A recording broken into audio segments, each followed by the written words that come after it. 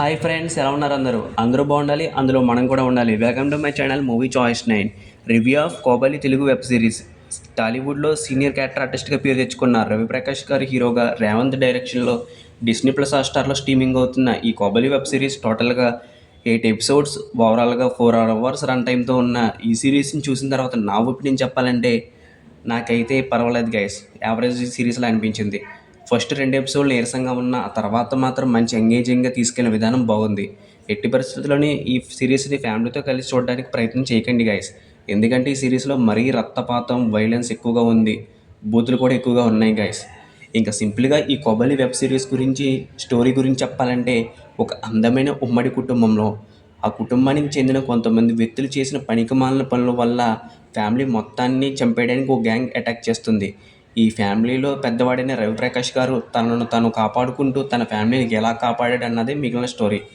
ఇంకా ఈ వెబ్ సిరీస్లో ప్లస్ పాయింట్స్ గురించి చెప్పాలంటే, ఈ వెబ్ సిరీస్ స్టోరీ పాత రివెంజ్ స్టోరీ అయినప్పటికీ స్క్రీన్ మీద చూపించిన విధానం, దాన్ని ముందుకు తీసుకువెళ్ళిన పద్ధతి చూస్తున్న ఆడియన్స్కి నచ్చేలాగే ఉంది గాయస్.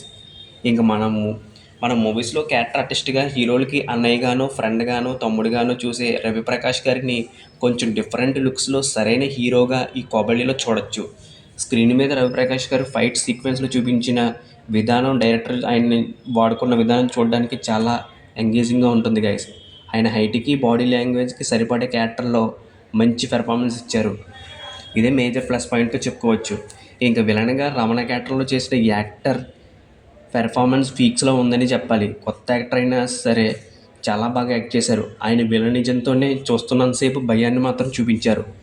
ఇంక cinema photography is good, BGM కూడా బాగుంది. ఇవన్నీ ఈ సిరీస్లో ప్లస్ పాయింట్స్గా చెప్పుకోవచ్చు.